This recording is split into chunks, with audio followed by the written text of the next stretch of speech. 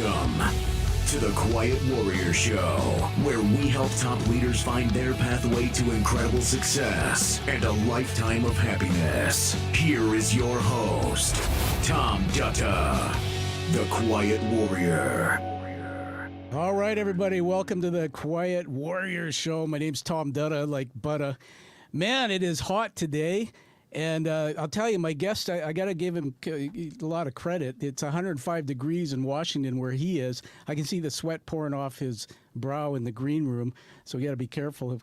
But what is live streaming, everybody? It's the next generation of podcasting. When we're live streaming, we are popping up on LinkedIn, Facebook, YouTube, Twitter, all the feeds. So, hey, if you can help us out, go subscribe to the YouTube channel, Tom Dutta YouTube. That'll help us get YouTube to notice this incredible show that we're doing with our guest, and it's going to be awesome.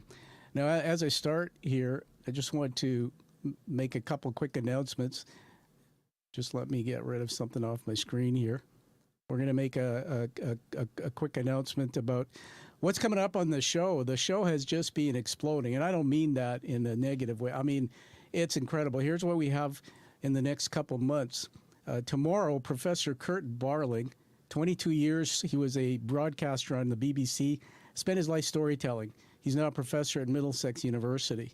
Got to catch that one. But he'll be talking to us about respectful discourse, how to evoke and provoke, have conversations. July 23rd, Paul Terwal will be here from the Netherlands, author, consultant, global engagement expert. I mean, that's what he says. Let's check him out. July 30th, Patricia Chadwick is back. Now, this woman is incredible. She wrote a book called The Witch of Wall Street. Get you excited already? The Witch of Wall Street. She's one of the top leaders from Wall Street. You're going to love her. I'm really excited about this one, everybody. It just came out of nowhere. Any Chosen fans out there? You know, I'm a baptized Catholic. I am a faith-based man. If you've watched the Chosen series, Stan Gentz, the CEO of Come and See, it's the not-for-profit arm that's doing fundraising for the incredible series, The Chosen, which depicts the life of Jesus Christ and his disciples. We're going to love having Stan on. August 13th, Mr. Rizwan Abbas. Rizwan is an archaeologist. My background, my parents are from Fiji and their parents are from India. I did not know this story. He's going to talk to us about the Gurmitia Association and the indentured slavery. They brought 60,500 Indians over to Fiji to work on the plantations over a period of years. They tricked them. They put them in coolie huts. They tortured them. It is an incredible story that we're breaking here on the show in the future. Let's take a look, couple more to tell you about. September 17th. I'm a foodie. I went out to dine at a beautiful French restaurant. The founder, the chef, the owner, Michel, will be here from Le Crocodile. I can't even say it.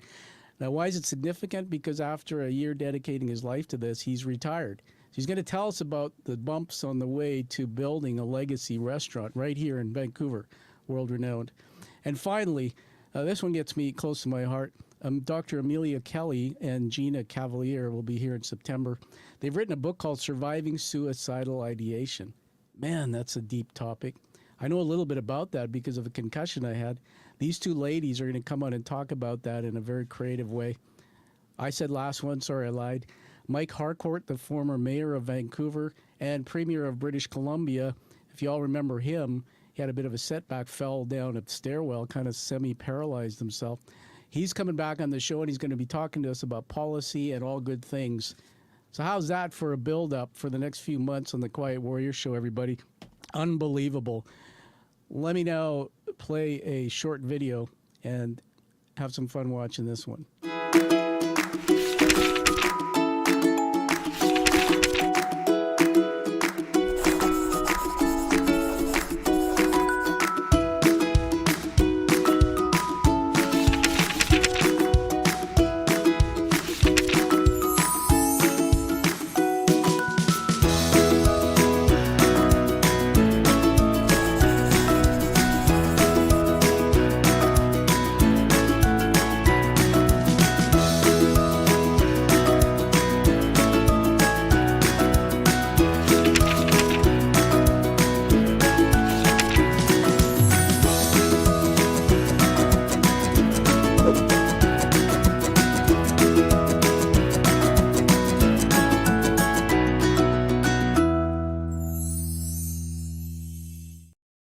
All right.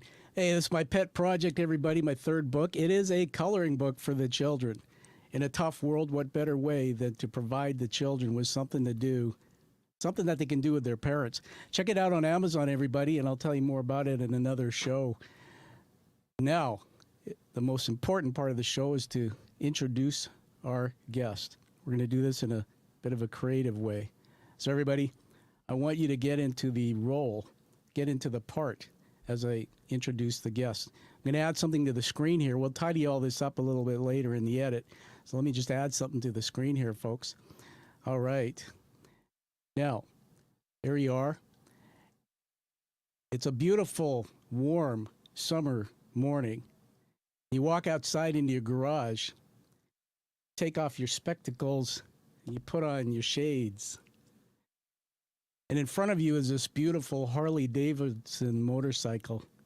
You put your right leg over the saddle, you climb on, you put your hands on the bar, and you start her up. And you start her up, and then you're off. We're riding right now down the highway. Some incredible turns. The sun is bright in the sky. I'm squinting my eyes. And all of a sudden we come to a place, a pit stop, and we meet a guy. And he's no ordinary guy. Let me tell you a little bit about this guy, because we're going to spend the rest of the next hour riding together. He's a former director of communications for Harley-Davidson motorcycle. He played an active role in one of the most celebrated turnarounds in corporate history. He got paid to ride a motorcycle. Are we getting paid? No way, but we love it. He's widely known and respected as one of the business world's most outspoken, provocative, entertaining thought leaders. He talks about things like brand management, competition, positioning, reputation management, human behavior, loyalty. Woo, I'm just sweating. Got a few bugs coming in my teeth. I'm going to grit a little bit because this man has some grit. His newest book, released November 2018, was called Make Some Noise, The Unconventional Road to Dominance, and he's going to tell us a lot about why he wrote that sucker. Is it a good book? Well, you're going to find out. He's asked to work with Harley-Davidson back in the days, a struggling company that restored its company image and improved everything, including its competitiveness, to create incredible demand for its motorcycles. Can you imagine being at the bottom and having to rise to the top? That's your role. Within a few short years, sales of motorcycles rocketed upwards. Harley became one of the most respected and still is competitively dominant, profitable companies. He's appeared numerously on networks, news programs, and I read somewhere that this guy's even met royalty, spoken at over 1,000 conferences, calls his current book, Make Some Noise, a different kind of high, one that comes from sharing my passion. So everybody, I'm going to bring him back on the stage now. Welcome to the Quiet Warrior Show. Welcome, Mike Schmidt. I go by Ken, not Mike. Okay. Well, Although he was a great third baseman. Welcome, Mike, Ken Schmidt. Mike, I knew I was going to screw up. We're going to do that again. 3, 2, 1. Welcome to the stage, Ken Schmidt. Ken, welcome. It's great. Thanks, to have Tom. you. Oh, do I have the wrong glasses on? Here, let me. Wow. All right. Ken's Awesome. Other than the fact that I can't see her very well, at least we look cool. Yeah, looking cool today is what it's all about. Looking cool is what it's about every day, Tom. Exactly. I wonder if you've ever been introduced that way before. I can tell you, no. All right. Well, it's always great to be told that you're the one and only. That was fun. So, Ken, before we get rolling into Plato's Garden, tell us something.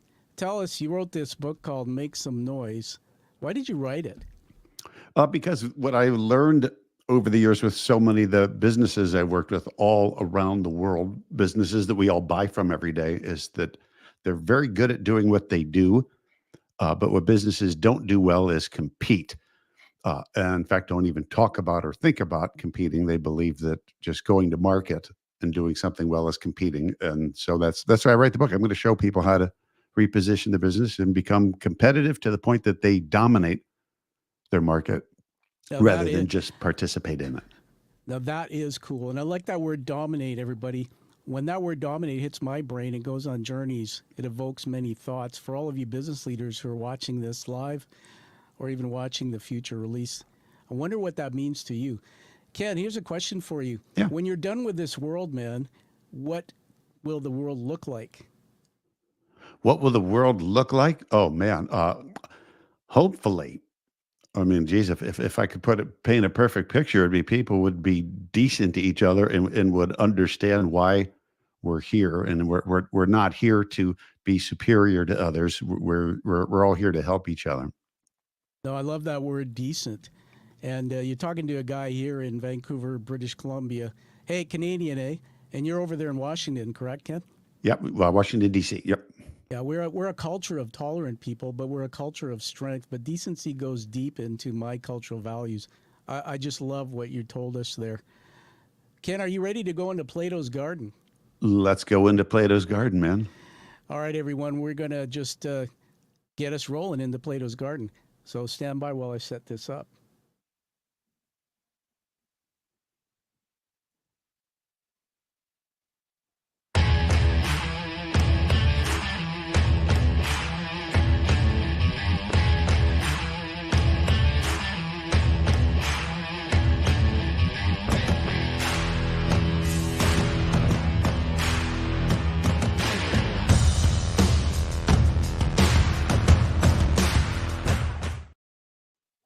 All right. Welcome to Plato's Garden. Ken, Plato's Garden, this came out of something that I'm doing right now. I'm doing a doctoral degree in Middlesex University, and this interview will form part of my thesis. It's such an honor to have somebody like you on the show today. Let me tell you about Plato's Garden, and I'm doing this for a purpose. As we're in Plato's Garden, we think about Plato. Now, he's on the screen there, and Plato was an Athenian philosopher, Ken, during the classical period in ancient Greece, founder of the Platonist school of thought in the academy, from the word academia, which is cool, first institution of higher learning in the Western world. And the few words on the bottom there, knowing, being, and doing, we'll see what that means. So I want to give you three things to think about. Everything we're going to do throughout the day today with you is based on the influences of the context of you. First is what I call macro. So Ken, as you started this work you're doing to make a difference in the world, you wrote the book, you helped Harley turn around, and you did all these other things. What was happening in the world around you that may have influenced your public works, thinking back then? Second one is meso. What was happening in your industry? And you can tell us about your industry. I just say it was motorcycles, but you'll talk more about that. It's shifted into media. What was happening in the industry that may have influenced your public work? And three, and it's my favorite one, I'm going to push you hard in this area, which is what was happening in your personal life that may have influenced your public works? Because I get a lot of guests come on saying, hey, look how great I am. Here's my bio, and here's my stage picture. Here's it like that. And, well, they don't talk about their gut punches, their setbacks. So we're going to get into some of that deeper story if you'll let us. There's three lenses that I'm doing through my doctoral, and I'll finish with this so we get back to having fun. In writing my thesis, Ken, I'm looking at all of my work, and I'm looking at it through the lens of masks and identity. What makes us who we are? What's our identity? What masks do we wear? Two is a word you may not know, but it's called talanoa. It actually is a Pacific Islander way of communication. Going back to my roots in Fiji, the Pacific Islanders, we get together and talk, and emerge out of it, transferring from generations wisdom and knowledge. Something interesting about your story in leading a corporation and communication and talk comes to mind. Last one is hospitality. I don't know where that's going to come up in the conversation, but hospitality actually to me is the culinary arts. It's wine, it's getting together, it's breaking bread. You know, who knows, maybe there's some of that in your story. So let's remove that off the screen now. And let's get into your story, man. I've thrown up on you. Take us back to the early years of Ken. Where did it start? Tell us anything you want. Oh, geez. I'm one of the fortunate people on the planet whose days of youth and the passions of youth translated into what I was eventually able to do for a living, which is fantastic. As a kid of the 60s and 70s, I was enthralled by any motorized vehicle that had two wheels. And then that became explosive when a guy named Evel Knievel became one of the biggest social and visible icons of the era. Here's a guy doing stunts on bikes that was absolutely, not just absolutely thrilling, but really dangerous in a way that moms hated. That put a lot of kids in emergency rooms, but attracted a lot of eyeballs, and that's what I loved about it. Not only, so bikes are cool, uh, but it's also a way to kind of stand out and be different, which is always been kind of part of what drives me. So that years forward, by the time I'm in my mid-20s, I get this opportunity to join ranks at Harley-Davidson, which was a business I frankly didn't have any taste for at the time, because I believed all the negative rhetoric about the company. This is an outlaw business that does business, that sells bikes to criminals, all that Hollywood craziness. But I saw, gee, here's an opportunity to get into the bike industry, be surrounded by stuff that I really like. And maybe, if things go well, be part of turning that ship around, taking something that's failing and making it hugely popular, and helping to make people love it and love motorcycling as much as I do. And by God, the stars aligned and it worked out. Well, that's amazing. As I've got you on the screen here, I'm looking in your background. There's to your left on my screen. There's a little picture of a lady. Is that somebody special in your life? Yes, indeed. That's my wife. That's Kelly. Okay. And, great riding partners. Got her own bike. Pint-sized badass. Well, we'll have to talk about the badass bikes in a little bit. Let me just riff with you here. So everybody, we're with Ken Schmidt, who is the author of a book called Make Some Noise. He's much more than that, and we're talking about Harley-Davidsons and riding and the early roots. Ken, I mean, man, when you said Evel Knievel, it takes me back to that childhood. I still visualize that one of the jumps he did where it was over a bunch of Greyhound buses, I think. And, Yeah. oh my God, there was a documentary, if you ever saw it, on his crack ups. Oh, there is nothing that was ever produced about him that I didn't see. So I was a huge admirer and fan, and I just soak up everything, because this was in an era where you could describe someone as a one and only. He actually was a one and only. Wow. This is pre cable TV and internet. Yeah, he was it, man. Yeah, I mean, absolutely. It was one of those threads that was absolutely part of the fabric of my growing up. And my father left home when I was 12. I have a bit of a backstory. Really proud and love my dad. He passed years ago in 18. But the thing is that there's a couple things I remember was Evel Knievel, and he watched every time something come up. We watched it, and then football, Canadian football. It was just incredible. Let me just put down on my paper here. I had put down here, you started with Harley at age 20. I was actually 26. 26, all right. Yep. So I want to go a little bit deeper. So tell us about your mom and your dad, anything you want to share, because I think that people start off and they're shaped by the people who influence them. This thing about bikes, and I think you're fearless, man, because if you can look at Knievel and go, shit, I'm going to get on a bike, man, and I'm going to do that, and I want to go fast or whatever. I think you're wired a little differently than everybody. But tell us about who influenced you the most, mom or dad? What were some of the nuggets from your childhood? I think they're both really influential people in my world, both hardworking, both fiercely honest folks. I grew up one of six, so that it was a loud house, five boys constantly tearing each other apart. So just to have the patience to do that as a parent and survive it, I think is absolutely admirable and role model worthy. Interestingly, that my mother, because she was a nurse, at least that's what I attributed to. Boy, she hated anything having to do with motorcycles, mini bikes, dirt bikes. Evel Knievel might as well have been the devil. Wow. Because he was inspiring kids to go out and do what me and my knucklehead friends were doing, and trying to do stunts on our bicycles before we could eventually move up to things with motors on them. Yeah. So that was something that was just seen as dangerous and abhorrent. And I was impressionable enough as a kid that when mom thought something was dangerous and abhorrent, that just made it more attractive to me. And I think a lot of people remember that from their youth. Yeah, so it sounds like, was she the nurturer? So, the nurse, the kind of the nurturing person? She absolutely was. What about dad? Tell us about dad. He was an engineer, very left-brained, which I'm not. So I have no talent for math, science. I'm a liberal arts guy, but extraordinarily practical and extraordinarily honest. So if something was up, you had to tell him. You could not get away with, lying. Lying to my dad was unacceptable. Uh, he tolerated just about any. You can commit just about any sin, but that one he took personal. So we weren't allowed to do that. Yeah. And are your parents still? Are they both with you still today? No, for they're long past. Miss them every day, but they sure did leave a big uh, set of footprints to follow in. Well, thank you, and I'm sorry for your loss. It's tough. I lost my dad, as I said, in 18.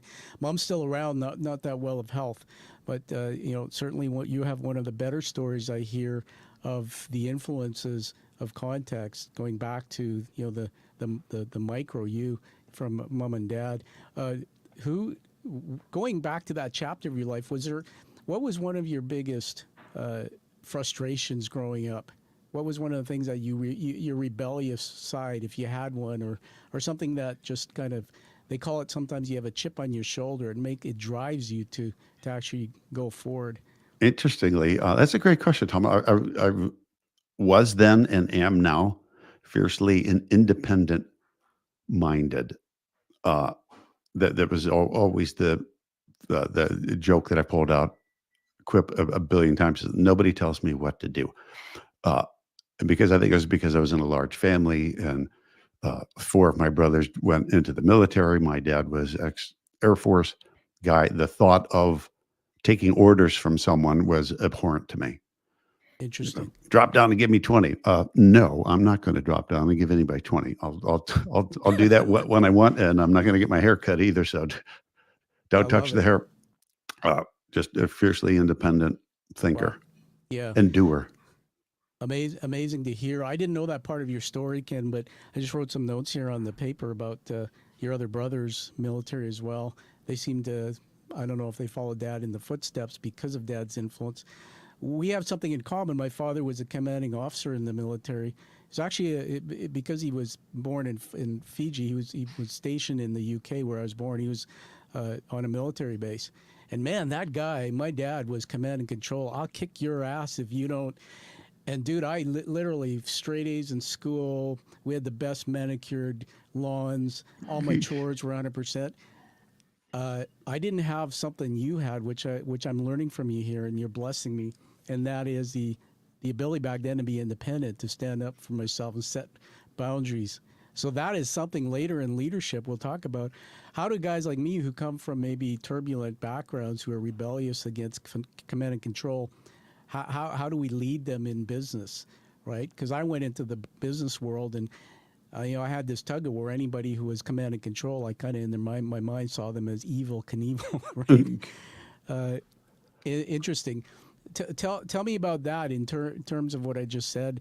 If leaders come from beginnings where they're influenced and there's this command and control style of leadership, let's talk about that. What do you do when you coach and teach them about? Well. First off, I think the world was command and control. So entire generations of people, not just in their personal or home life, but 100% in their work life, were accustomed to this notion that the person at the top is calling the shots, and you do what that person says. Yeah. But I am a ardent uh, student of human behavior. And if there's one thing I know that's an absolute, is that people resent being told what to do. People don't do what they're told, unless the boss is looking, right? We do what we think is right. But on the flip side of that, and I think the key note to leaders is, people model your behavior. We don't do what you tell us to do. We do what you're doing. Yeah. We say what you're saying. We act the way you do. We behave the way you do. So if you're thinking that you're moving the business forward or anybody's life forward by kind of barking out orders and expecting them to respond favorably, you're moving backwards quickly. Yeah, no, I love it. In my years, my background came from industry as a CEO, and only late 2000s did I start my own practice or agency. But man, I work with a lot of guys who had blind spots, who just couldn't see their behavior impact on others. And you're looking at one. I had a coach when I turned 31. I was 31 when I had my first top CEO job, and I remember having a coach, and I was driving the crap out of people, and I was a turnaround guy too, so I relate to you in some ways, in many ways actually, after reading your great book. But I would sit in a room, and the room was falling down, people sinking their chairs, and it was about my agenda, and it was about goals, and I was winning awards and getting the things done. And then one day I had a coach. They paid for a coach to come and sit with me and follow me around. And I sat in a room, and they gave me some tough feedback. And she said, she was a psychologist too. She goes, if you want to be the man, you got to make some changes. And I couldn't see it. And I said, well, what are you talking about? So she said, well, I've got feedback. You're brilliant, Tom. You're driven. But a little bit, you're arrogant. You're grandstanding. You're insensitive. And I went, holy shit. Oh, fun. Yeah. Can you imagine? And here I am. My daughter's just born, just got married, and this is a big paycheck I've never seen. And now I'm in fear. Now I don't like that gal. And I had to, it took me a few years, but I transformed. I dug deep into myself. And so that's why your book and everything you're talking about is so great. Let's talk about that book. Hold it up and read the title of that book to us, Ken. Sure. Well, the book is titled Make Some Noise, The Unconventional Road to Dominance. And there's my smiling mug sitting on a motorcycle there on the cover. And it's a roadmap, if you will, of how to reposition your business, reposition your approach to leadership and life to be more memorable, to be spoken of and spoken of highly, to be made loyal to, and above all, to be competitive to the point that you're dominant, because competition is something that is taken for granted and not hugely understood in the business world. And you see that it goes back to what you said a minute ago about leadership and so many of the functions of business that people just get wrong. So I wrote the book to right those wrongs, and also included a lot of motorcycle parables, motorcycle parallels, road stories, and things into the book, because I'm a motorcycle guy, and that's the perspective that I tell all my stories from. Yeah, I love that part about the motorcycle. Ken, I want to just throw a question out there, and then throughout some time, just touch on it. You mentioned the word memorable. And one thing I asked you to do for me personally, and I've never done this on the show, anyone, is, do you remember what I asked you to do at the end to critique me? Yeah. And I said to Ken, tell me if the show sucked. Tell me if it's good. And I put it out there. But the only reason I asked you that, dude, is because when I read your book, and hey, I'm going to just brag a little bit because it's worth bragging about. Let me just add something to the stage here. All right. This arrived in the mail the other day. Ha ha ha ha ha ha. Signed by the great Ken Schmidt. Look at that. That's the paperback. Because it came by mule train, according to Ken, I actually bought the hardcover. And I love the hardcover. The hardcover is amazing because I like hardcover, quite frankly. And I got the audiobook too, so I listened to you. And the thing that stood out for me, yeah, I know you covering all the bases, Tom.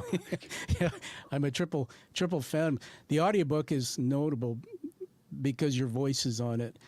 So the question was, how can people and businesses make themselves more memorable? So let's get into that and take us down that ride.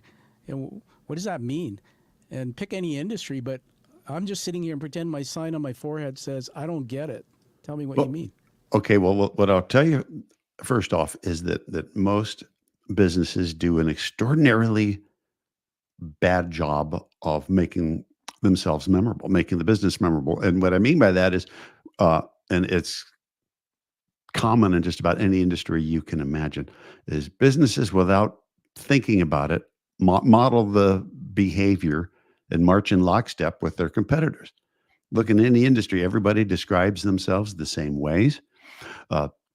We stand for quality, and we stand for customer experience and unparalleled levels of excellence and all this wonderful stuff. All of which might be true, but see, in what universe would anybody want to be described the same way as a competitor? Like, why would we do this to ourselves? Why would we blend in intentionally. And people say, well, we don't do it intentionally. Uh, we do it without thinking. And see, that's where the problems come in.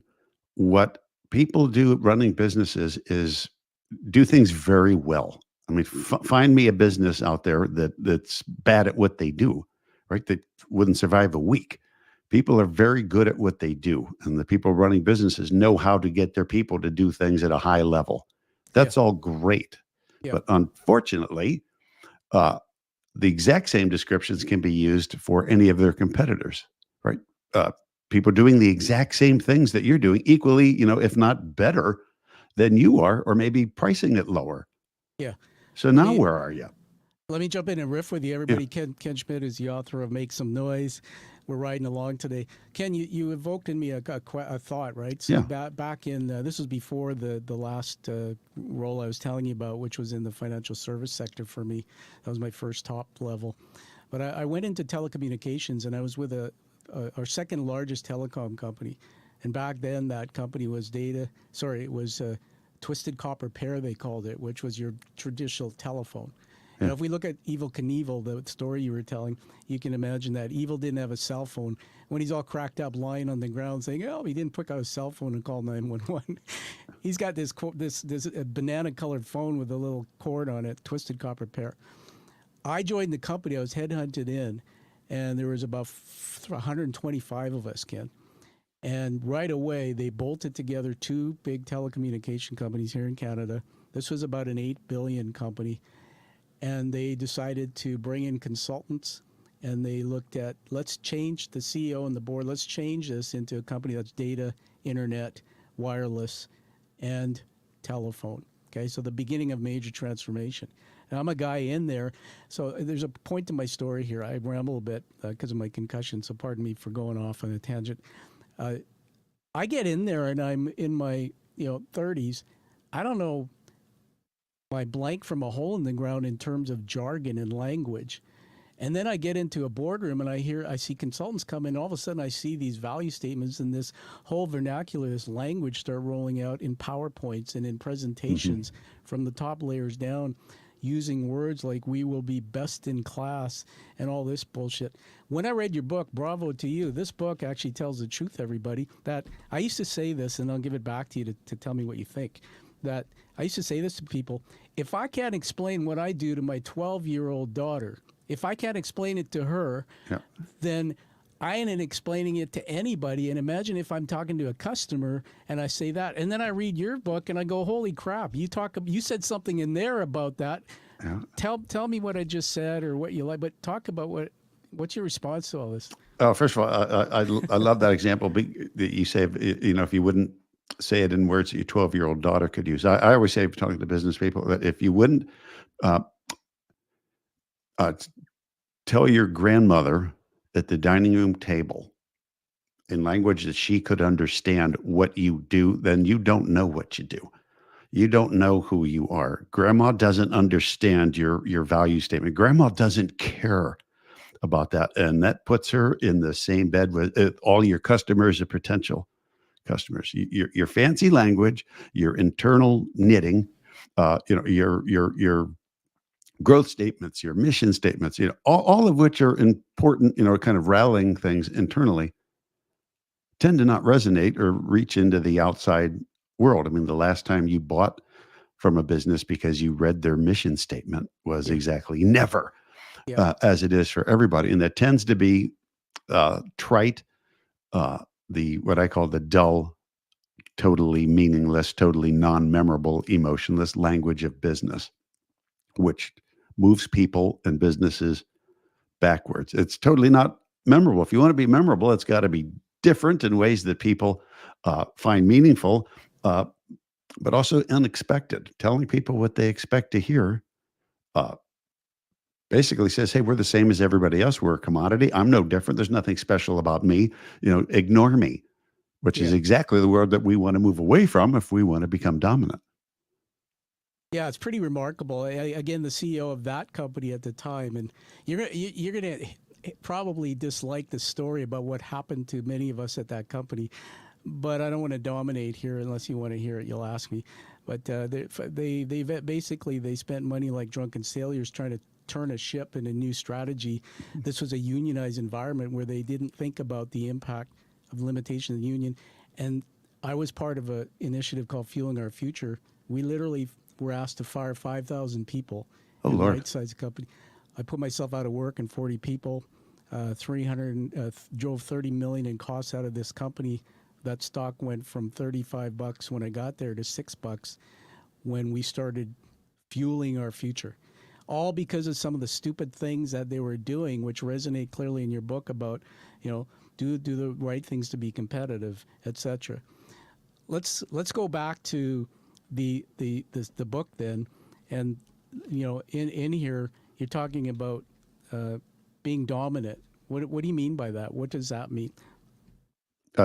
Dominance to me is at the forefront of anything that I do. Because I figure, hey, look, I didn't get into business to blend in.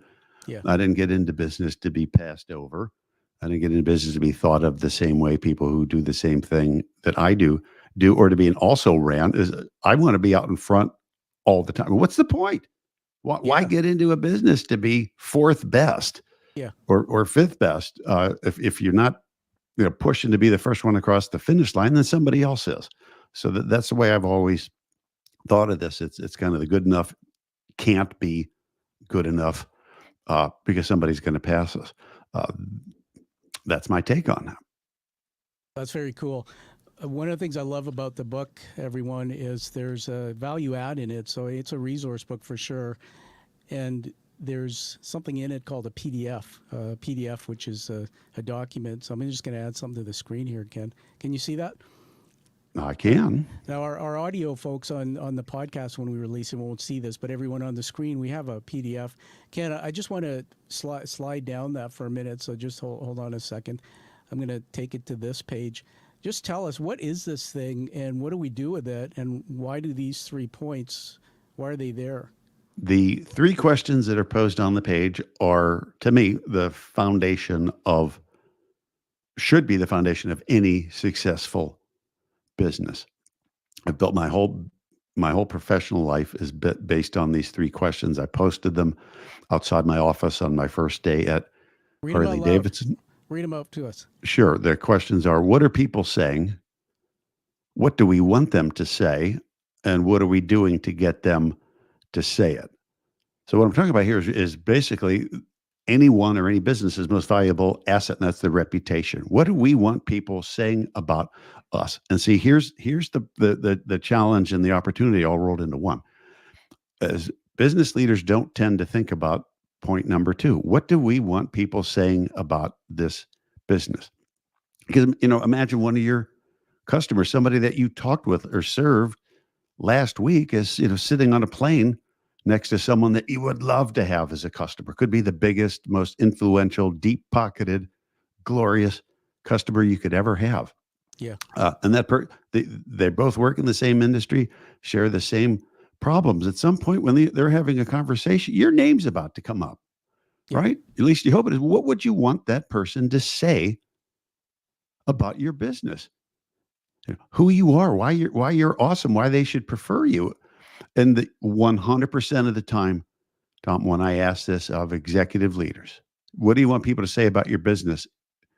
Every executive at the table or every leader at the table will answer that question differently.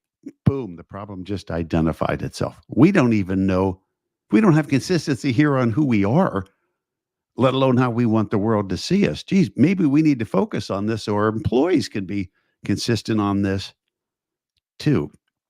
So that's the basic thesis of my work is, how do you want to be talked about, and what are you doing to make sure that happens? Yeah, everybody, we've got the PDF on the screen here. So I like the header. It's very clever. Noise cubed. This is like a foundational, I call it criticality, critical thinking. Fact is that when I read this, I went, geez, I could take this, Ken, and anywhere with any business leader, put this in front of them and say, okay, let's talk about these 3 questions. And what I was thinking about, maybe you can talk to us about this, a lot of your book comes from your wisdom. I mean, they say the difference between knowledge and wisdom is time, and dude, you got it. But a lot of it comes from Harley, the experience there. So I'm imagining that Harley-Davidson was a fairly complex organization structure. There's directors and then there's other levels and blah, blah, Yeah. blah. Let's get into one of the favorite things on my mind, which is culture. And going back to that story I told you where they basically fired 5,000 people and right-sized the company, what they didn't realize is that to turn the Titanic, it takes 5-7 years, shifting sometimes cultures that have gone wrong. Talk about that, about this whole thing of culture. It's a strong factor and it adds a lot of success, but through the lens of Noise Cubed, how did you at Harley, what are some of the things you guys did and in your leadership to change culture? Well, first and foremost, it was to what we talked about earlier, Tom, of very much a command control environment. At that time, the company had already been in business, 80 some years. It was a manufacturer. We made stuff and employees knew a lot. We're second and third generation people there. This is what we do. We bend metal. We push it out the door. And hopefully somebody buys it and uses it. What had to happen stuff like that. Stuff exactly like that. What starts to happen, and it's, find me an industry where this isn't happening. Competitors started essentially copying the entire essence of our product line, making, products that looked and performed the same as ours did. If you cover the name on the gas tank with a piece of tape and park it on the street, people would scratch their head. They wouldn't know, they wouldn't know who built it. And quite a lot of them wouldn't care. And the mindset at the company at that time was, this is what we do. This is what we glorify. This is what we promote. Look at our product. Look at the quality. Look at the rideability. Look at the history. All of that was great, but it's actually counter-human. See, because what we were failing to realize is that the attraction to our business, the attraction to any business, that which makes a business different, isn't what the business does. Yeah, it's who the business is. And what I mean by that is, Tom, if think of any business, the one that you were working with, the telecom, think of any business in the world and try to describe it and not use the pronoun they. Right? They stink. They're awesome. They're amazing. They suck. Then the reason we do that is because we're human. Yeah. And we humanize everything. I can't humanize nuts and bolts and assembly processes, but I can certainly humanize the culture, the people behind that. And if we make that the attraction of the business, we will be competing at a way higher level than people who simply stand for product. Because remember, at the end of the day, we don't want to be known for what we do. We want to be known for who we are, because that's the only way we can differentiate our business. What are the human qualities that we have that others find attractive? And the mindset shift that it required for us, and I think it requires for any business, is to say, look, we thought we were here to serve, right? That's what we're here to serve and take care of customers. No, that's not what we're here to do. Anybody can do that, and anybody is doing that. We're here to be a source of delight for people. Anybody who's important to our business, because if we say and do things in front of people that show visible passion and enthusiasm and energy for what we're doing, and make a visible effort to delight them, to not treat them the way everybody else does, to not treat them as a faceless entity, but as a human being, well, guess that trips all kinds of emotional triggers inside of people. It fills human needs for people that they have a hard time having met elsewhere. And when you do that for people, guess what? They tell others and they come back for more. And that's, loyalty is what every business in the world wants. I think that's amazing. And I do remember Ken Schmidt wrote this book here that I'm holding up, Make Some Noise. And there's another part to it, The Unconventional Road to Dominance.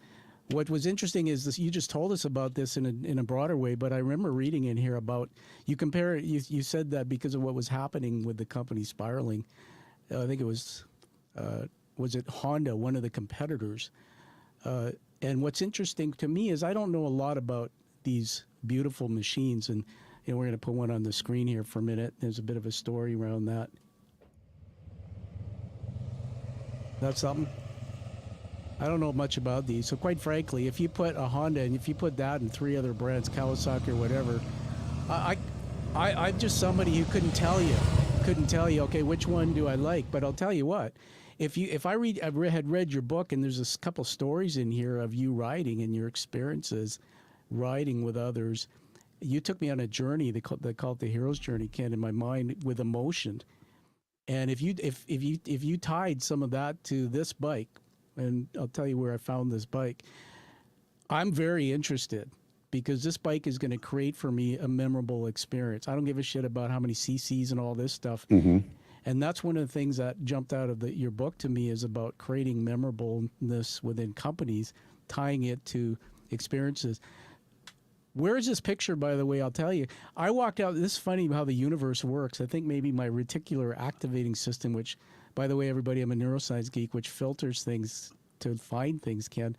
So I meet you, and then I'm preparing for your show, and literally 1 week after we kind of connected, I walk outside where I live, and this thing's parked on the curb. I can tell you, since pre-COVID times, I can't remember walking outside and having one of these guys parked on the curb. And all of a sudden, I'm noticing it. And why am I noticing it? Because I read Ken's book, and Ken's talking about the experiences. So I kind of stopped, took some pictures. I just want to have some fun and show you. My favorite is that there's a little skeleton guy. Actually, the cool thing is he's cool. I like him. Isn't he cool? The right one where he's got his back, that was really kind of cool. And it says, I think it says "Live to Ride" on that cover there.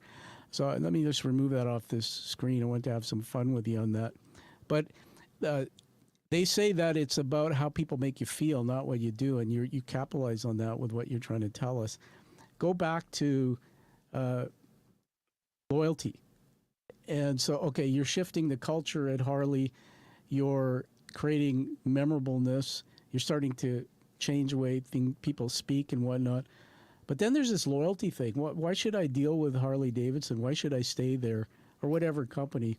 How do you create loyalty? Quite frankly, I just thought it was a consultant's buzzword when they used to use it. You know, we have loyal customers. Well, what the blank does that mean?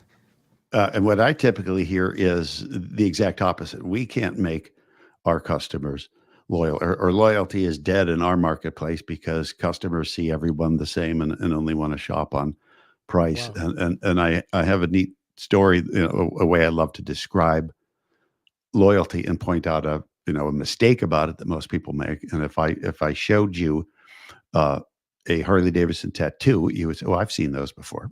The millions of them around the world. Yeah. Harley riders have been professing their loyalty to Harley, since World War I, with tattoos. It's crazy, and people say it's just unbelievable. Yep.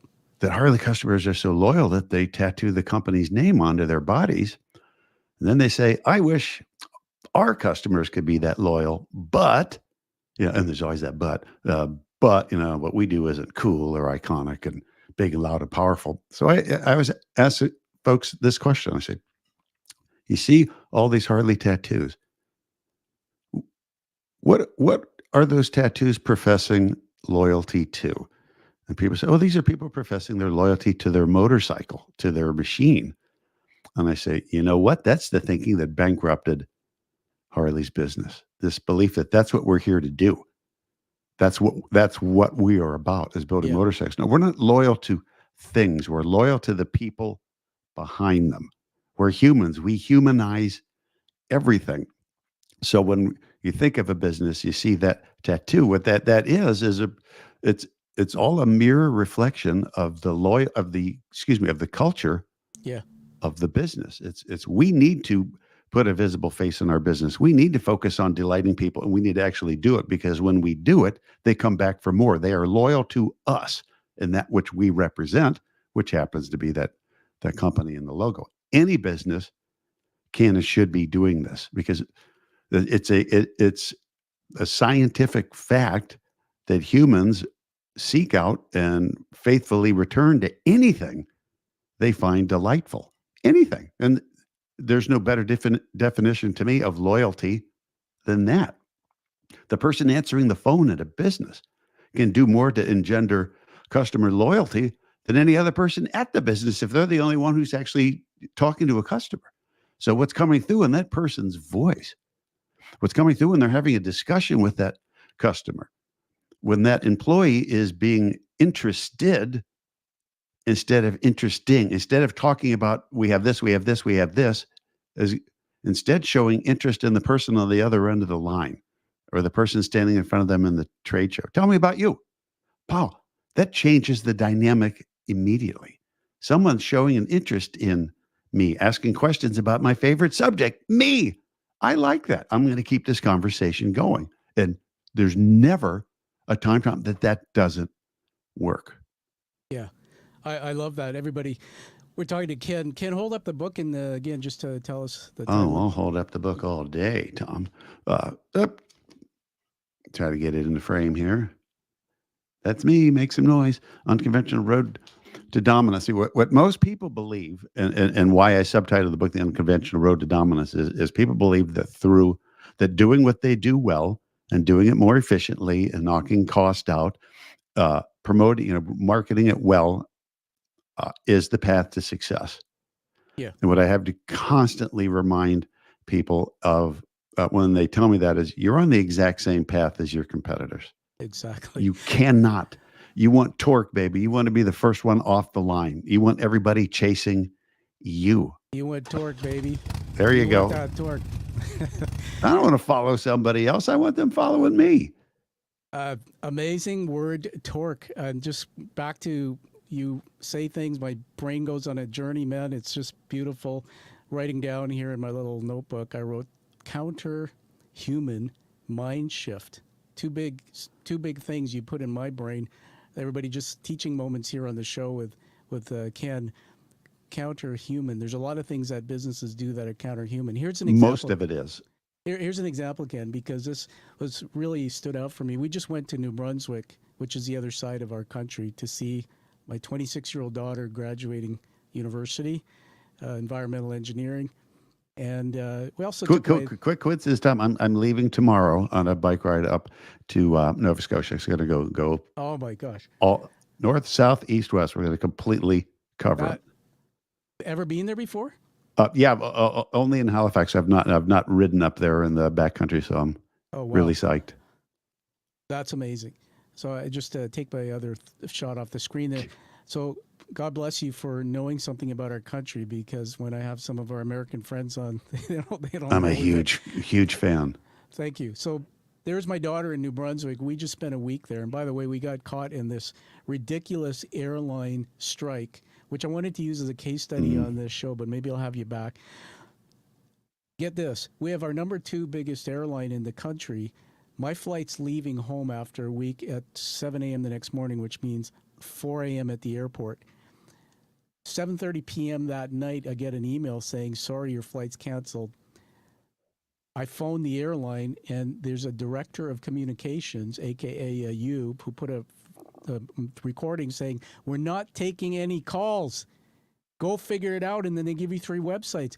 Ken, I spent from 7:30 p.m. sitting in the lobby of my hotel, which I already had checked out for the next morning, with my amazing wife. Now, my wife's just this really beautiful soul. We'll be married 29 years coming up. She's born in Italy. She's got that passion.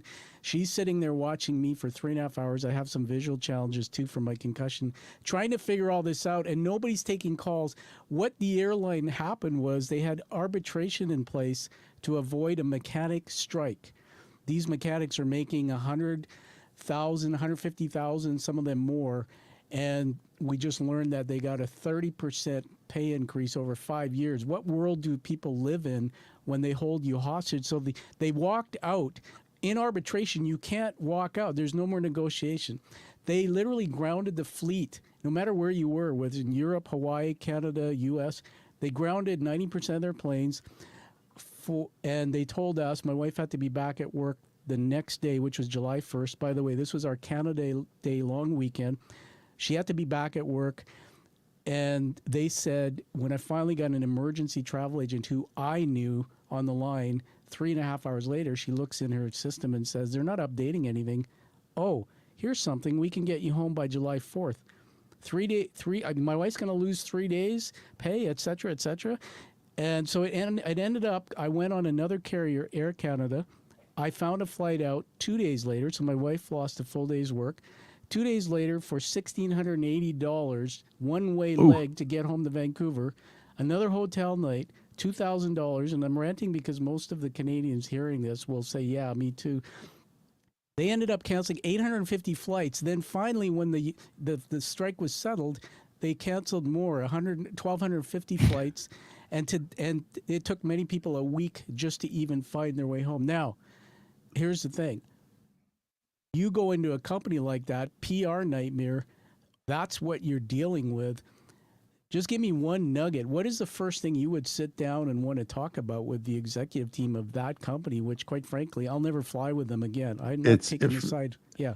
First and foremost, Tom, is if you're under the impression as a leader of this company that people are going to forget that this happened, and they're not going to tell other people that this happened, and they're not going to hold a grudge against you for as long as they live, you're very sorely mistaken. So what you don't need to do is go into a deep discussion about exactly what happened, because guess what? The customer has no input on that process, right? I don't care how you made the bacon. I just want the sandwich. The apology has to start immediately. The apology has to be sincere. We know we let you down. That is 100% our fault. It's not the union's fault. It's not the mechanic's fault. That's our fault. This happened under our watch. We are going to do everything to make sure that doesn't happen again. And to make sure that doesn't happen, here's what we pledge to do going forward, and then outline to you specifically what they're going to do and how you're going to benefit from that. We're going to award you free flights. We're going to do anything to earn your business back. But I'm pretty confident saying they didn't do any of that. They do what all airlines do, is we're just going to sit for a while and hope that everybody forgets. And because everyone shops on price and don't have a lot of choices, we're going to get you back one way or another. Someday somebody new will enter the space that will crush, kill, and totally dominate them. And they'll say, yeah, this was our fault. We let this happen. Everybody, we were talking with Ken Schmidt. Ken, you should reach out to WestJet Airlines. I know WestJet. Yes, sir. WestJet Airlines. That is the airline, and it is basically there's the talk around the country is you ruined the country. Basically, July 1st, and you imagine all the people with families who have booked their holidays. These are trips, right? The airlines now are full. July 1st, those holidays won't come back. But to your point, and why I want to honor Ken in his book, as I was reading this on my holidays and reading the things in there, your principles about the cube, the 3 questions, I went, no, man, they did everything wrong. And even to this day, and by the way, what you said was just brilliant. The message from the director of communications on that phone line was not blaming with that language, but they made it a point of saying because of a strike. It's not us. It wasn't our fault. Right. Yeah. And they went as far as to give us a link to your rights, and then thanks. Yeah, and under if we rebook you in 48 hours, we don't have to pay compensation. Well, dudes, you're not answering the phone. There's no flights for 4 or 5 days. So anyway, God, that's so cool. Gee, honey, we can't get back, and you have to miss a few days of work. But look, here's our rights. They're right there in black and white. Let's study them together.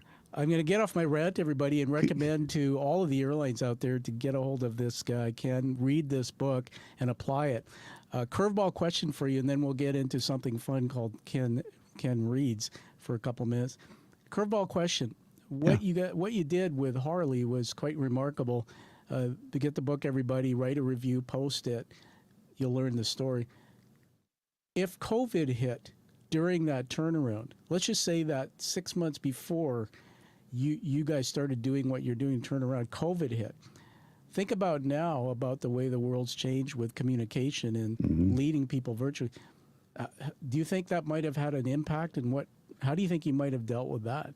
I would guess, to be honest, it would have slowed some momentum, because so much of what makes Harley an attractive company, so much of the lore for employees was all of the lore, the stories, the shared community inside the business, the history in these old buildings filled with old bike parts.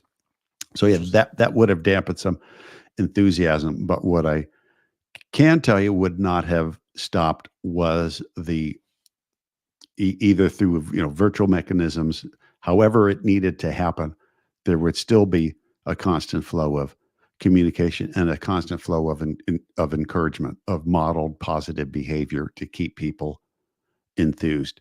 We can't lose sight of why we're here, and especially during times when things are bad.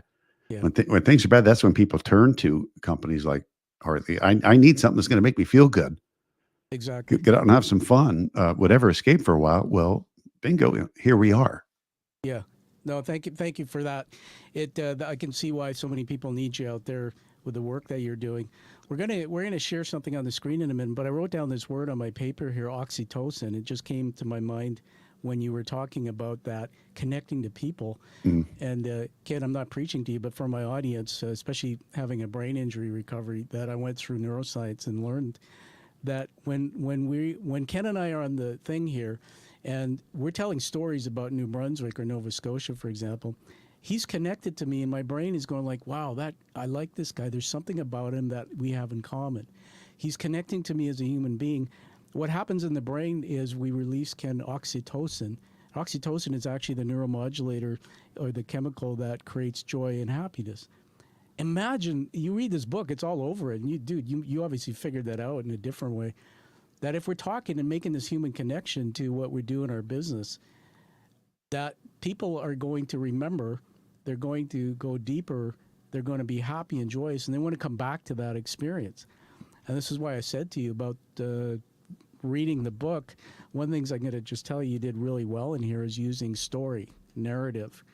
And everyone, when you read this, it's like a ride on a Harley, but it's those stories that connected to and released oxytocin and some, dopamine, what's going to happen next, a little cortisol, there's some fear. But that was like a roller coaster through a Star Wars episode. Brilliantly done. I'm really impressed with that. Let's put this on the screen here and see if we can share it. You see the audiobook there. You see that, Ken? I do. Yeah. Now, normally I would play a clip from it, but everybody, Audible is where I get my audiobooks. You should take a look at this book, and I recommend it highly because, Ken, your voice is all over it. And you've got that really good voice. Maybe it comes from all those bugs you swallowed on the back of the Harley. But what I like about it is if you can't see it on the screen here, but if you open it up and I played, you can get a free sample, everyone. The PDF, once you buy the book that I showed you before, comes even with the Audible. And it's actually this worksheet, right, Ken, that you designed to, I can analyze I was thinking of using that for the WestJet experience, going through that little template of yours to really help myself understand it. So are you okay if we do a couple minutes with you? I'm going to call this segment Ken Reads. Is that okay? All right, sure. All right, so I'm going to do this in a creative way. Let's remove this, and so here's, we're going to edit all this out. But everybody, here's what we're going to do. We're going to put a little bumper music on. I'm going to introduce Ken. So we know that Ken has a website, kenspeaks.com, right, Ken? Yes. That website is where I showed your bio at the beginning. Some beautiful videos on there of you professionally speaking, and you've spoken at 1,000 conferences plus. The thing that people love is they love when an author reads. You never get that, and I think you can appreciate that. All right, so when I say 3, 2, 1, have you got your book there? Just get your passage. I do. While I'm setting it up here, I want you to just give me a thumbs up when you're ready. And if you want to do something crazy like put on your dark glasses, I don't really care. Just be. I wouldn't be able to read. Oh yeah. A little thing like that. You're driving a Harley down the highway with your glasses on, and you're not worried about seeing the future. I'm just giving you a hard time. So tell me when you're ready. I am ready.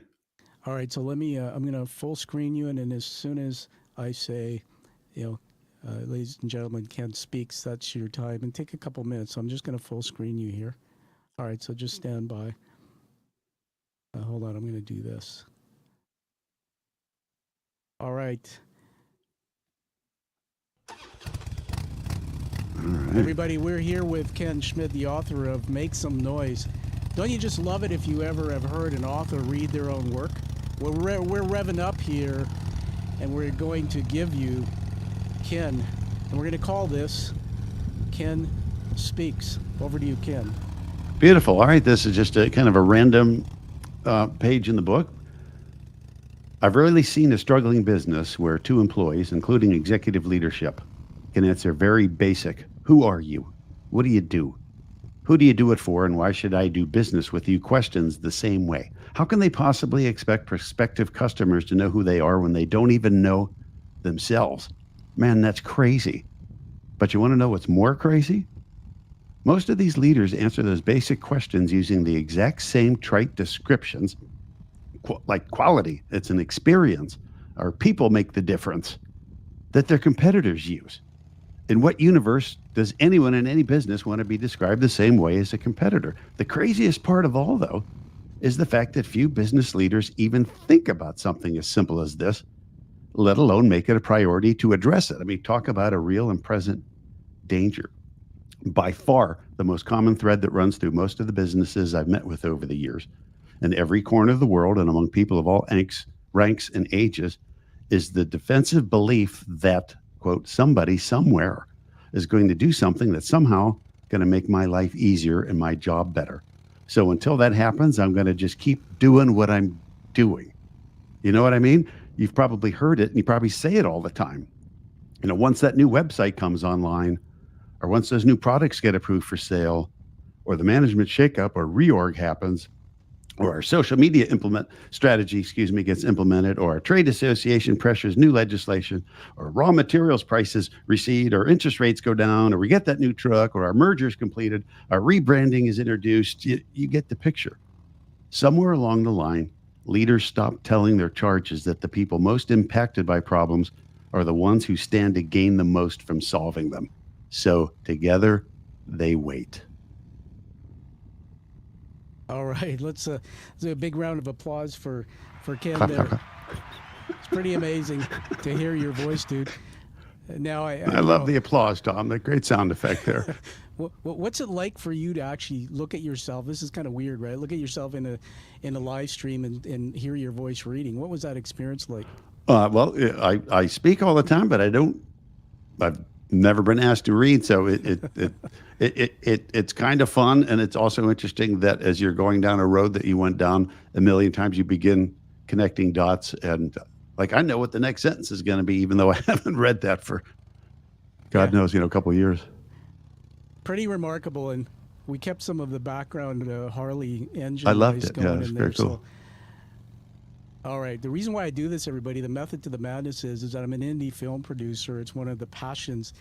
I'm the world's only podcast. That's my memorable that brings guests out and creates a movie, not just a podcast. So my hope is that Ken will be able to take this final production, which hasn't been created yet. It will come from this, and he could use that clip and use it somehow to market what he does, to show how he's memorable, to let people hear his voice. So each of these segments we're doing is designed to elevate the great Ken Schmidt. So now, Thank you.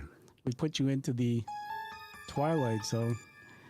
I'm going to now get into one of my favorite segments. I'll set it up. This is a quick one. So Ken, are you ready to imagine with AI? Yeah, baby, let's do it. Everybody, welcome to Imagine with AI. And so here's what we're going to do. Let me bring something on the screen here. Ken, give me a thumbs up if you can see that image on the screen. Everybody on the audio, when you see this, hear this podcast, in the future when you hear the podcast, you won't see that, but everyone, we have an image on the screen. It says Imagining with AI. Ken, are you a fan of AI, or do you at least understand its power and what it might be able to do in the world? I understand it. I'm not yet a fan. All right, Ken's not a fan. Let's just have some fun with that, because many people are trying to figure it out. I embrace it, and in my doctoral degree, actually, it's interesting because you can use AI to do some reflective writing based on your writing. Did you know, Ken, that if you took your book, you loaded a chapter into ChatGPT, and then you programmed it, you gave it what's called an instruction, or you instructed it and you said, here's a passage of my work. I want you, whenever you write in the future, to write in my voice, in my tone. Here's what I do. I'm this. Yeah. What it does is actually adopts, and remarkably, it's so uncanny, it actually does that. So that does impress me a lot, Tom. Yeah, that's cool. Thank you, Ken. Because I used to hate it. And you go, what the hell? It's taking jobs out because I'm listening to mainstream media. And then I'm realizing, no. It's like when I started with a phone company, we went from twisted copper pair to data, internet, these cool cell phones. Don't stand in the way of technology. So I said to AI, AI, hey, I got this guy coming on, Ken Schmidt, and I want you to create a photograph, 3 photographs of the past Ken, the present Ken, and the future Ken. And then I loaded up your bio, I loaded up the background of your book and everything you did. And I said, what I want is a descriptor. I want, and I, again, in my voice, and I did some, so we collaborated back and forth. I must have spent an hour collaborating. So what come out of this is not just AI, but Tom. Are you ready? Here we go.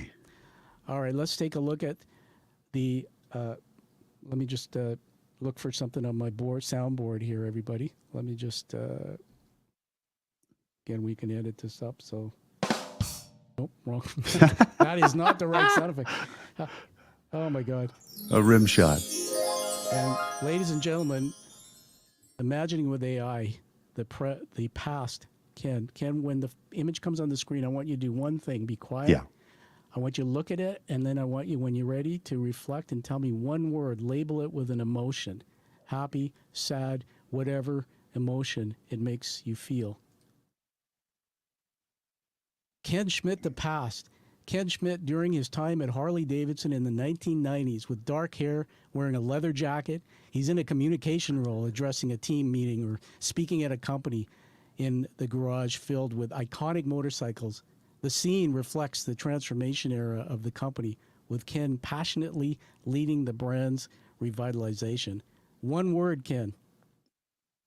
Passion. Look at that, everybody. Look at that look on his face. We also gave AI your photograph. Now, it doesn't do a perfect match, but it's called a photo generator. Mm-hmm. It was kind of interesting. If I were to tell you what it first came up with, we got a guy with a gray beard that came out first.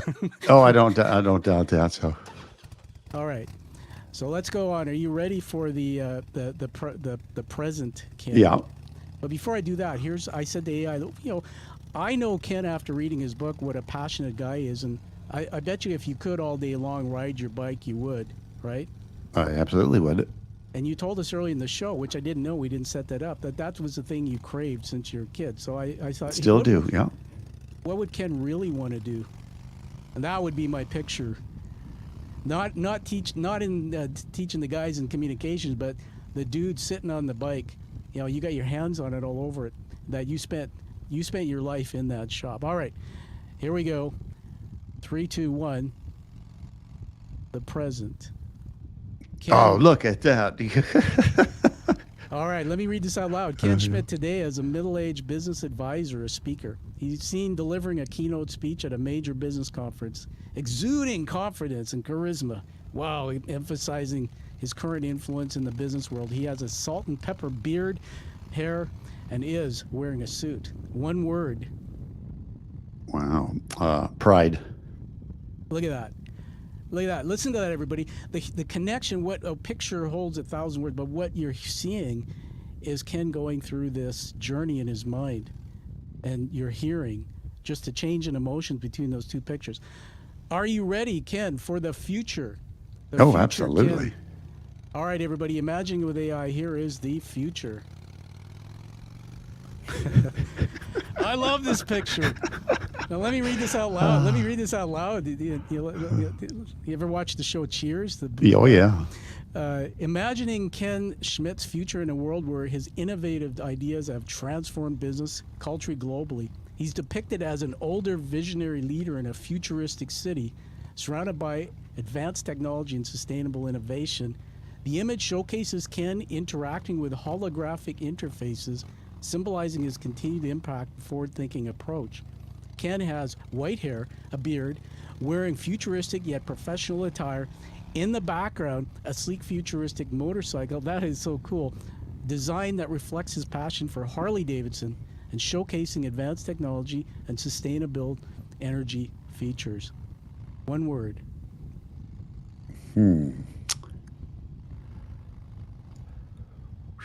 I guess the thing that, relief.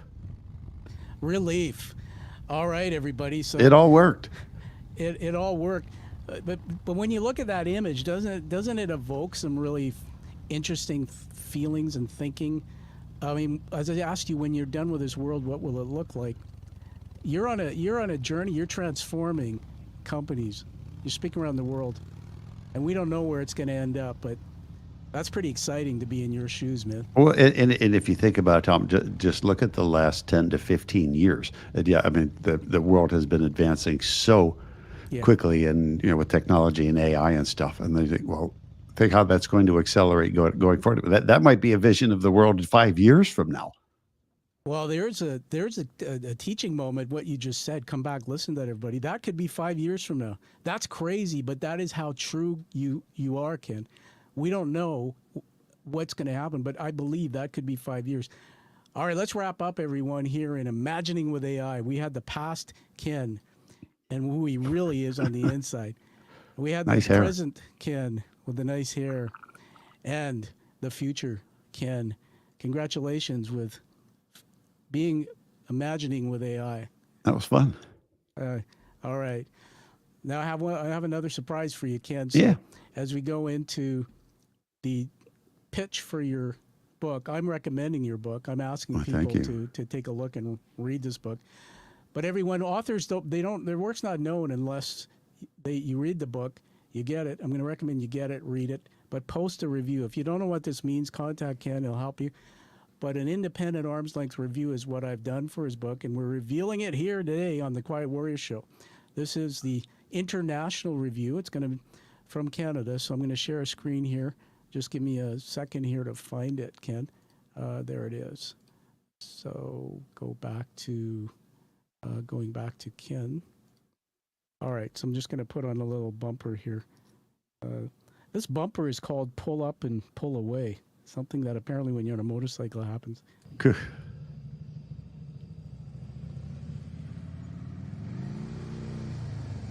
All right, everybody, we're pulling up in the studio here. We're on a motorcycle. Well, I guess I can put my darkies on here. And Ken and I are riding together. Can't put your hands how they would normally be. Oh, on the boy. handlebar. There we are. Oh, I got a bug in my teeth. So I got to get rid of that one. Ken and I are on our cycles, but as we're riding, we got those headsets on where we can talk to each other, right, Ken? Yeah. Hey, so we're going to get into a little role play here. So, hey, Ken, guess what? I just wrote a 5-star review for your book, and it's Oh, posted well, on thank Amazon. you. So I'd like to share with you. Can I read it to you? Absolutely. Yeah, keep your eyes forward there, Ken, and I'll do the reading. This was posted, everybody, July 15th, 2024. It is live on Audible and Amazon. It's an international Canadian review, so here we go. The book Make Some Noise, author Ken Schmidt.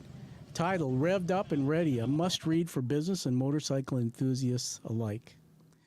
And here's what I wrote, 5 stars. Make Some Noise by Ken Schmidt is exhilarating journey that intertwines the rugged charm of Harley-Davidson with profound business insights. As a longtime fan of business literature and motorcycles, and I've been a distant fan in my mind, I found this book an absolute gem. Schmidt, the former director of communications at Harley-Davidson, takes readers on a ride through one of the most celebrated corporate turnarounds in history. And he does so with voice that is equal parts entertainer, storyteller, and a business guru. From the moment you start listening to the audiobook, you're hooked. Schmidt's narration is a delight. He used that word, right? You said that before. Full of humor, vivid metaphors, personal anecdotes that bring Harley-Davidson experience to life. His passion for motorcycles isn't just a background note. It's a roaring engine that drives the book forward, making you feel like you're on the open road with him. The thrill and freedom of riding a Harley are used as a powerful metaphor for business success, creating a unique and memorable reading experience. This book stands out because of Schmidt's innovative approach to creating customer loyalty and market dominance. The Noise Cube trilogy, which is 3 crucial questions, offers a straightforward yet profound framework for assessing and improving any business's positioning, competitiveness, and reputation. Schmidt illustrates these principles with diverse and engaging case studies, ranging from a heavy construction company to luxury brands, and even his landscaper. These stories, they're not just instructive, they're captivating, making complex business strategies accessible and enjoyable. As someone who has both the audiobook and the hard copy. I can attest that Make Some Noise is a valuable resource that I'll revisit time and again. It's not just a book for business professionals, everyone. It's a compelling narrative anyone can enjoy and learn from. Through credibility shines through every page, reflecting the pivotal role in Harley that he had, remarking revival from the brink of collapse to his iconic status today. The PDF was my favorite. The workbook accompanying it is unique and is well done. So whether you're looking to gain a competitive edge in business, build stronger customer relationships, or enjoy a well-told story, Make Some Noise is the book for you. Schmidt's insights are practical. His storytelling is masterful, making this book a must-have on any bookshelf. I highly recommend it. All right, there you go. Wow, Ken. man, I am humbled by that. That was glorious. And jeez, my mother would have been so proud. So thank you. taking note, a picture of Ken Schmidt being humbled right there in front of him. Ken, you are a humble guy, so let me remove that off the screen. We're still on the ride. We have a couple more short things to do before we wrap up here with you today. Now, can you believe it? I mean, oxytocin is flowing between the two of us, but what I said to you is that when you're connecting deeply with people and you have a gift, we've just burned an hour and 20 minutes. It's incredible, isn't it? How much we've done in producing this today. So let me get into the next part, which is my favorite, and that is the award for you, Ken. So I'm going to put something else on the stage here. I'm going to see if I can full screen that. All right, so hi everyone. That's my action cam in the studio. So we probably should get Ken still there. You're still there, right, Ken? I'm still here. All right. So everybody, I'm going to show you an image of something. It comes in a little sleeve like this, and let me just put it up to the camera.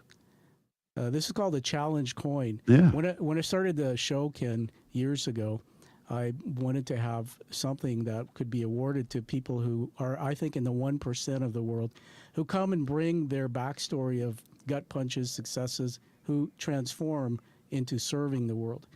And so these coins are carried around the world in 17 countries with people who have come through my show.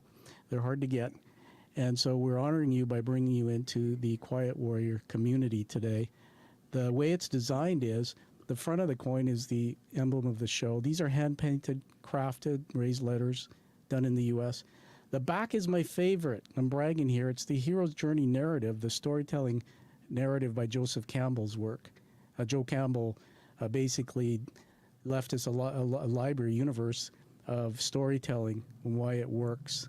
And the hero's journey is what that narrative is called. Hero's journey is actually behind movies like Hitchcock and Star Wars and others. It is used widely. Oh, yeah. So, Ken, congratulations, and I honor you with... Well, thank you. Thank you, Tom. You're welcome. So you'll get that coin, and we'll ask you to take a photo of it on your Harley somewhere that's memorable. Oh, I can do that. That's easy. And I will end that recognition off with something else here that I want to read out of my book. 5 words. Today we went one extra. These are leadership words that I write down. They're not scripted as I'm interviewing. 1, memorable. Dude, you're memorable. 2, the only. You are the only. And that's incredible. 3, leader. Absolutely a born leader. 4, love. Comes out of you.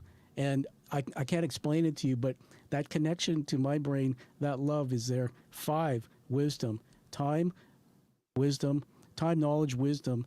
If you want to know something, everybody, to transform your business, get on a ride with this guy. So congratulations, Ken, for being inducted into the Quiet Warrior community. I'm glad to have that honor. Fantastic. You're welcome. And we're just going to put up quick fireworks there for Ken. All right. Okay. Well, now it's your turn to tell us, as I take that off the screen there. Tell us, Ken, anything you want to wrap us up, where we can get a hold of you, your book, and a word of wisdom. Well, I think, and I thank you for mentioning the book and doing me proud with that. That's easy to find. If you want to see or learn more about me, you can come to my website, kenspeaks.com. You can listen. I'm about to release a whole new season on my podcast called Tailgating with Geniuses, which is discussions with incredibly smart people from very, very well-known businesses that share their success stories. Uh, those are the best ways to find me. I'm also on LinkedIn every day, and there is no question that you can ask me through any format that I won't answer. So find me on LinkedIn if you've got a question. Find me on the website. Happy to help anybody, anywhere, anytime. Just reach out. And he is a man of his word. He does connect on LinkedIn because he connected to me. So now, before we let you go, you get to fulfill the promise you gave me to critique the show. So anything you want to say about the experience of the show today? First of all, tremendous amount of fun. I'm not used to having fun on these, so the effort that went into this far exceeds, Tom, what I'm accustomed to. Basically, I'm used to a couple of talking heads, so you made it fun. The time went by very, very quickly. I think we're simpatico on just about everything. So to your point, I think we are in alignment on this stuff. And if I can just as a compliment to you, because when we first connected with each other, I went back and I've watched some of your shows, but I also watched your TED Talk. And one of the things I always talk about with clients is like, you can't say what's expected. And if all you have is expected language, you have to present it in a different way to make it memorable. And you said something where you defined CEO not just as chief executive officer, but you were talking about mental health. And you said cracks emotionally often. That's right. Immediately burned into my brain. Immediately. So I said, Wow. that's how it's done, folks.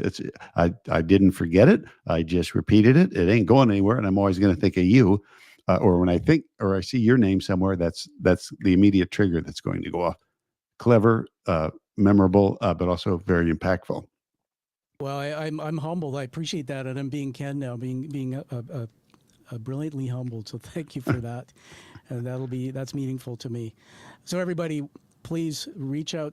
Go to kenspeaks.com. It's an awesome website. There's some cool videos there, by the way, that you got to watch them. And you know what? Live with passion, live with purpose, and live the life that you deserve and desire, just like Ken here has taught us. And when the final releases come out, you're going to be blown away with how we're going to position this to yet again elevate Ken to make some noise. Thank you, Ken, for being here. Oh, so thanks so much for having me, Tom. A lot of fun. Thank you for listening to the Quiet Warrior Show. Create is a motive-based leadership development firm. www.kreat.ca.